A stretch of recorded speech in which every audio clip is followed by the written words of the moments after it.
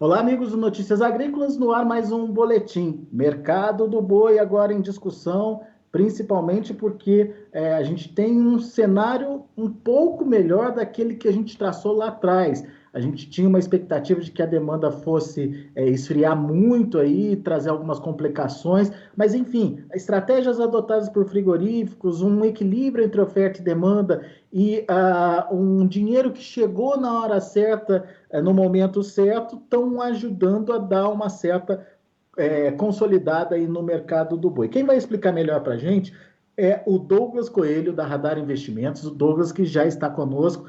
Seja bem-vindo, meu caro, obrigado pela participação. Como a gente pode entender esse momento da demanda? Melhor do que a gente imaginou lá atrás, Douglas? Demanda interna. Muito boa, muito boa tarde, Alexandre. Muito boa tarde a todos os amigos do Notícias Agrícolas. É sempre um prazer falar com vocês. Pois é, Alexandre. Eu recordo quando a gente falava nos outros bate-papos ainda, né, quando estourou, né, todo o tumulto do coronavírus, que a gente estimava, até pensava que abril fosse o mês aí que fosse sofrer mais com a questão de demanda, né, possivelmente maio, né? Só que até o momento não foi isso que a gente observou, né? Possivelmente essa ajuda dos autônomos de R$ 600, né, não virou bens de consumo duráveis, não virou carro, não virou uma roupa, não virou alguma coisa que dure mais. Ela pode ter se transformado em alimento, em comida, né?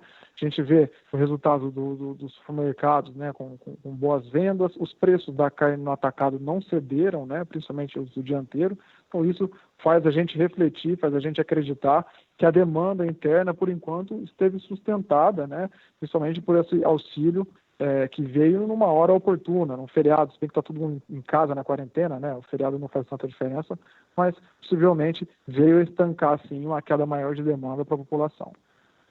Muito bem. Aliado a isso, teve a estratégia do próprio frigorífico, que a gente já conversou sobre isso, né, Douglas? De ajustar a oferta também, enfim, de evitar fazer estoques muito grandes, para muitos dias, evitar escalas muito longas também, que também ajustou aí oferta e demanda no final das contas, né? Exato. Essa estratégia cautelosa, né, de vendas e de compras, ela tem sido adotada não só pelos frigoríficos, mas também pelo varejo, né, para os grandes atacadistas, para os supermercados, né. O fluxo de vendas ocorre, sim, né, mas ele dá bem da mão para a boca, né. Ele prefere vender, depois fazer um estoque menor e ir cadenciando essa venda, justamente porque era um momento de incerteza, né. Mas foi bem assertiva, não só do varejo, e bem assertiva também em relação à indústria. A indústria tirou de letra, né, o primeiro 2020, né? Se a gente for comparar com os outros começos de ano, né, for olhar os preços médios da exportação, os volumes da exportação e o diferencial boi carne no mercado interno, possivelmente esses 4 primeiros meses foram bem melhores, né, para a indústria em relação à margem quando a gente compara com 2019, 2018, 2017.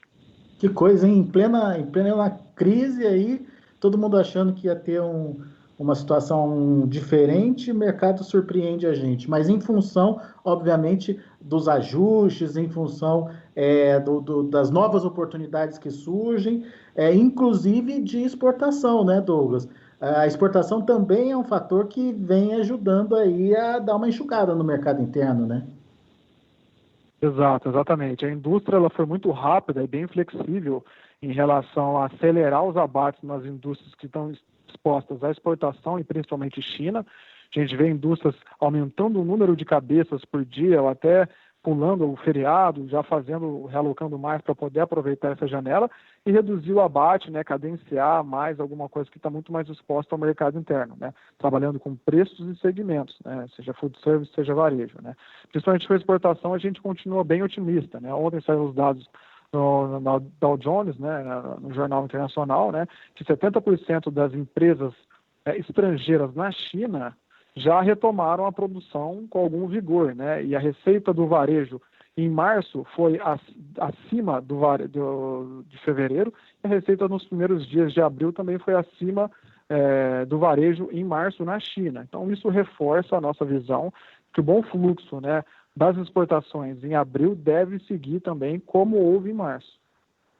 Muito bem. Então, vamos aos detalhes. Quando você fala desse cadenciamento das vendas no mercado interno, como é que dá para a gente medir isso? Enfim, baseado em que você percebeu ou tem essa percepção? Uhum. Bom, o que a gente percebia, né, quando tudo começou, ninguém tinha, é lógico que agora também ninguém tem certeza de nada, mas a situação está relativamente mais clara que no início, né, a gente viu na semana de 16 até 26 de março um comportamento atípico, né, um comportamento sem sentido, sem fundamento. Agora as coisas estão até relativamente mais calmas, né, a gente já tem alguma visão do que pode acontecer no confinamento, enfim, o pessoal já está adotando mais alguma postura, algum comportamento. No mercado interno, especificamente, como você colocou, a gente olha para o diferencial carcaça boi gordo, né? É claro que o mercado atacadista sem urso é bem expressivo, né?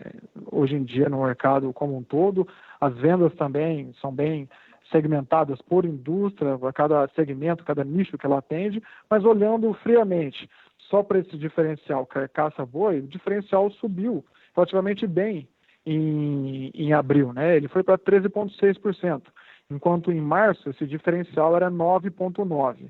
A título de comparação, quando a gente olha para esse diferencial em março de 2019, era 6,7%. Em março de 2018 era quase estável, 0,01%. Então, mesmo que se houver um aumento, uma diminuição das vendas no mercado interno nesse período, né, esse diferencial carcaça-boi gordo ele foi favorável, né? A indústria está conseguindo sim trabalhar com um bom momento, né, em relação à venda da carcaça e à compra do animal terminado aqui no mercado interno. Só para explicar melhor o que significa essa relação, ou como se faz essa conta, você pega o que aquele boi rendeu em termos de carne e o que ele virou em preços em relação à carne. E esses 13,6% é o que ele deu a mais em cima do preço que eu paguei no boi gordo, é isso? Os 13,6 pontos, né?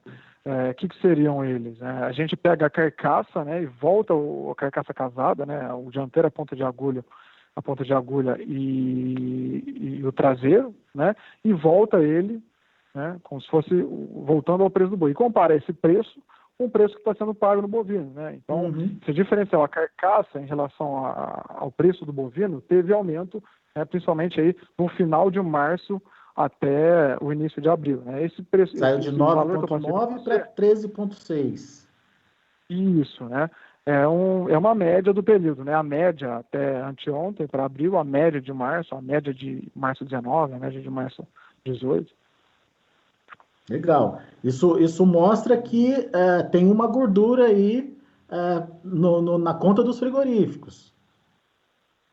Exato, né? Exatamente. Quando a gente olha também friamente, sem olhar a variação, sem olhar clima, sem olhar a venda por segmento, né? O preço do boi gordo, desde o final do carnaval, da quarta-feira de cinzas, do dia 26 até o momento, ele ficou praticamente estável, né? Ele não recuou, né? Ele girou ao redor de 200, teve uma queda talvez de 2%, mas esses 2% pode ser 1, pode ser 3, é um ajuste fino, pequeno, né? Enquanto o mercado futuro precificou, né, um boi maio a 187,15, nesse momento o outubro a 191, né? Toda essa queda não aconteceu ainda no mercado físico, né? O mercado físico trabalhou praticamente estável, enquanto as vendas no mercado externo aceleraram, o resultado de março bateu todas as estimativas, inclusive a nossa. Nesse meio tempo também a gente teve a habilitação de plantas para o Egito, né? Que foi destaque, né? Enquanto as vendas no mercado interno houve sim uma diminuição de volume, mas a indústria foi flexível e rápida o suficiente para reduzir algumas plantas que estão expostas só ao mercado interno, enxugar estoques. A gente vê hoje uma disponibilidade de dianteiro relativamente enxuta no mercado interno, né? Enquanto as peças de corte de traseiro, de grill, né, que são mais voltadas para o churrasco, têm uma dificuldade maior de saída.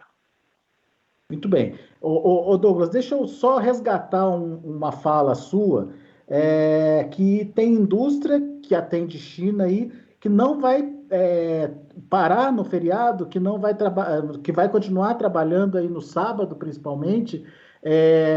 Isso em função de uma demanda que está crescendo? Explica melhor para a gente. Exato, né? Acho que a exportação ela é pautada em contratos, a indústria ela tem que cumprir esses contratos, né? E nesse momento, né, não só o volume, né, a gente teve 125,9 do volume consolidado em março, que é relativamente bom para o mês, né, quando a gente compara com março 19, março 18, março 17, mas o câmbio também está bem interessante. Hoje a gente tem o dólar comercial a 6,26, né? Então não só o volume, 5, né? quanto a moeda, 5,26, né? né, Douglas? Desculpa, 5,26, desculpa.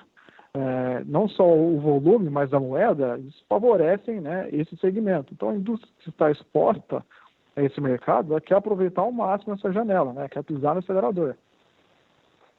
Puxa vida, quem diria, né?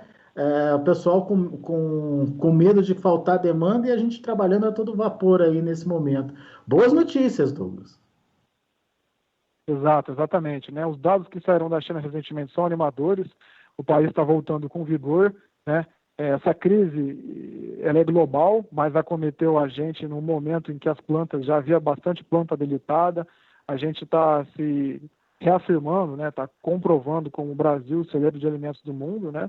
E por bem de todos, todo esse setor, todo esse tumulto veio no momento em que, querendo ou não, a exportação alivia um pouco o peso, né, da quarentena, de toda a atividade econômica interna, né, querendo ou não contrabalancear um pouco essa situação. Isso é bem positivo, sim. Vamos torcer para que não aconteça com a gente o que está acontecendo nos Estados Unidos, né? De contaminação de funcionários, de ter que paralisar plantas em função de quarentena. Enfim, a gente já tem um caso desse lá em Paranavaí, numa agroindústria lá de aves, mas tomara que não aconteça também no nosso setor aí, no setor de carne bovina, né? Vamos acompanhar isso de perto, que isso preocupa, hein, Douglas? Exato, exatamente. Um ponto interessante que você tocou.